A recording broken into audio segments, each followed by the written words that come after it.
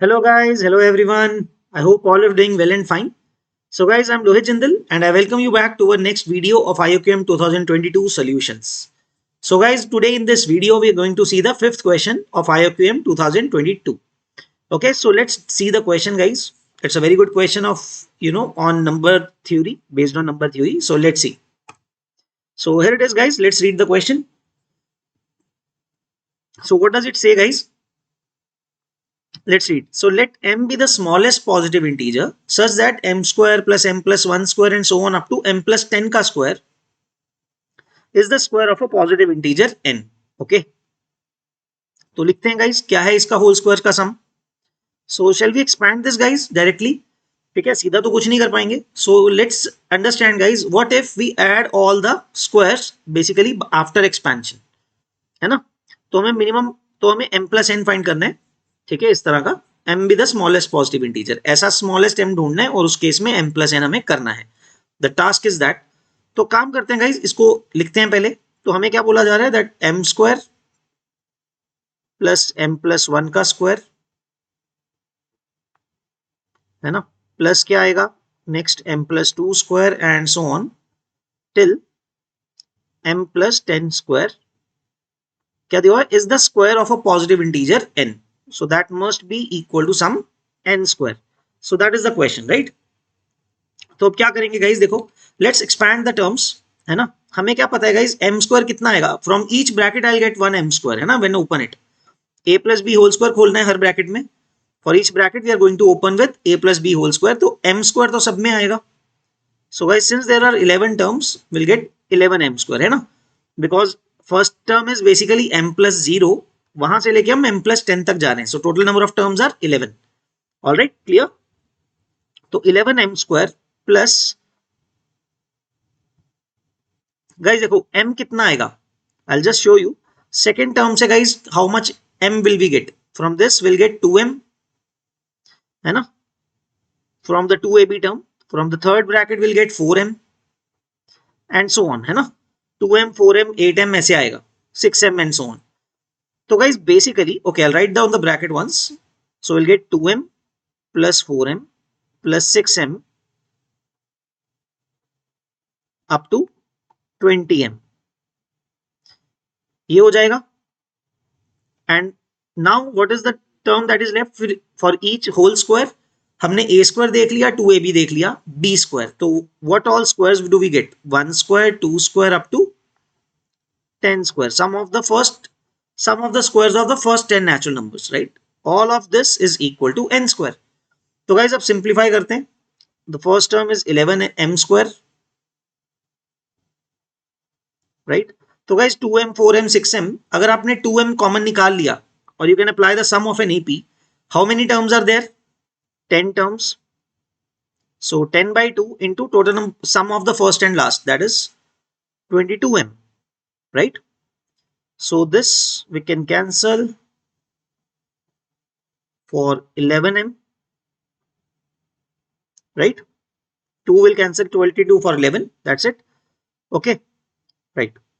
Plus तो guys 1 square से लेके 10 स्क्वायर तक का सम क्या होगा, n into n plus 1 into 2n plus 1 by 6. It is given by this formula, right? So number of terms are 10, n into n plus 1 is 11 into 2n plus 1 is 21 by 6. तो guys 3 will cancel this for 2 and this for 7, और 2 से 10 को 5 पे cancel कर देंगे, right? So all of this is equal to n square. So guys one interesting thing that we can see here, आप क्या observe कर सकते हो गाइज, लेफ्ट हैंड साइड पे ना हर टर्म में एक 11 आ रहा है. See here there is an 11 11 and here also there is an 11. Meaning what, that basically I can take 11 common out of the left hand side. Okay, let's write down this. 11 अगर हम common निकालते हैं तो क्या बचेगा, m square plus 10m plus 35, right? This is equal to n square. तो since guys left hand side is a multiple of 11, इसका मतलब आपके पास राइट साइड पे जो n स्क्वायर है, that n must be a multiple of 11 होना पड़ेगा ना. अगर left side is as a multiple of 11, it is divisible by 11, तो राइट साइड भी डिविजिबल होना चाहिए, है ना। सो देयरफॉर लेट, इसका मतलब क्या हुआ, that n must be of the form 11k. Can I assume it this way? That means n must be of the form 11k, right? So what does this give us? तो अगर guys हमने n को 11k डाल दिया, है ना, so let me show you. So guys this will be written as now 11 square into k square, right? थोड़ा shortcut use करते हैं, will otherwise space will be lesser. तो guys n को क्या डाल दिया 11k, तो 11 square k square हो गया. So what will this lead to? 11 will cancel the square value, right? So guys what do we get from this thing after this?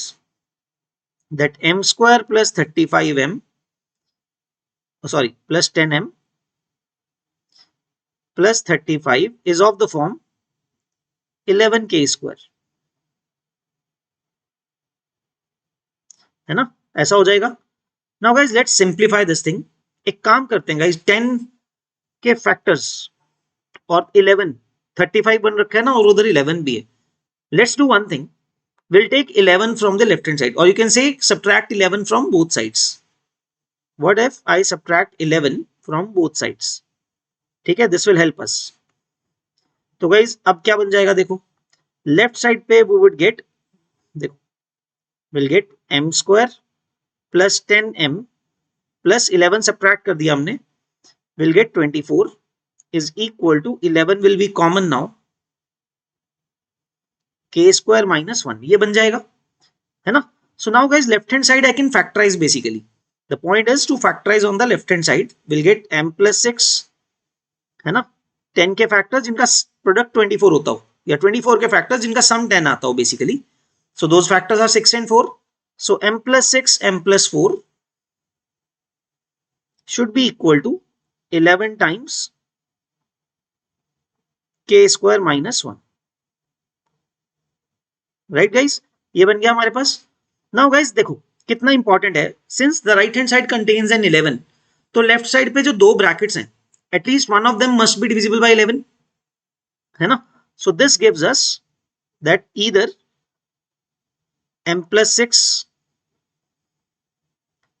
or you can say that 11 divides m plus 6 or 11 divides m plus 4, right?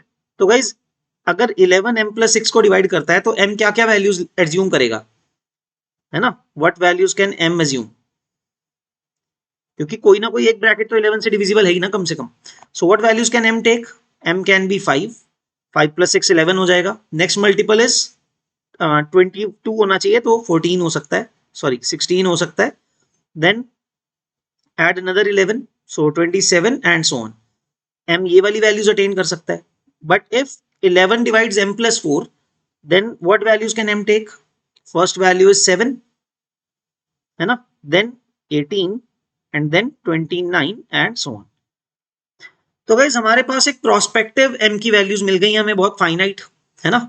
Since we have to find the smallest, तो guys ध्यान रखना हमेशा question में, read the question carefully, ठीक है. It is very very important that you read the question carefully. अगर वो करोगे तो ही आगे चीजें बढ़ेंगी. So m be the smallest positive integer. So we'll starting with small values of m. Let's see. ठीक है, तो let's see guys. m की सबसे छोटी वैल्यू कौन सी है, 5. Let's check. First case, if m is equal to 5, what does it give us? If you be substitute m as 5, ये bracket हमें क्या देगा ये देखना है हमें guys. We have to see what this expression gives us, है ना, ये हमें देखना है. तो गाइज अगर m 5 हो गया, 5 plus 6 11 तो कैंसिल हो जाएगा. So will get left hand side पे 9 मिल जाएगा एंड राइट साइड पे k square minus 1. So as we can see this will not give us an integer value of k, है ना.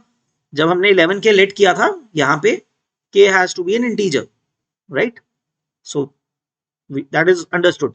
सो m equal to 5 is not a solution. The next value of m is 7. 7 से guys 7 plus 4 11 से cancel हो जाएगा. 7 plus 6 will give us 13 equal to k square minus 1. So this will also not give us, क्योंकि k square की value 14 आएगी, तो वो भी k की वैल्यू नहीं हो सकती है इंटीजर, है ना. Now let's come to the third value. Next m की वैल्यू कौन सी है इससे बड़ी, that is 16, right. 16 पुट करेंगे तो गाइज क्या आएगा, 16 plus 6 22 हो गया, तो 11 will cancel it for 2, तो 20 into 2, so that guys this will give us 40 on the left hand side if you put it back in this equation, है ना. m plus 6 into m plus 4 में put कर दो, 11 का factor cancel हो जाएगा, will be left with k square minus 1. So k square minus 1 is 40.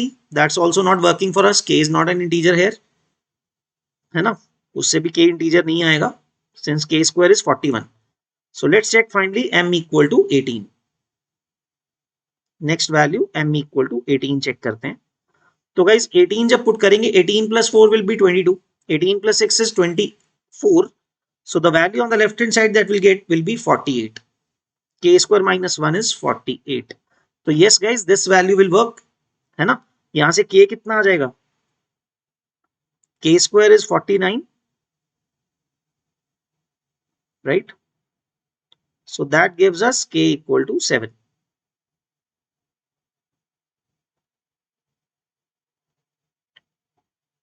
So k तो आ गया guys. So what does this leave us with? Let's see. तो guys m आ गया हमारे पास 18 जो यूजफुल है, k उसके लिए 7 आ गया, तो n की वैल्यू क्या हो गई, n was 11k, है ना. So that is 77. So guys what is the value of m plus n?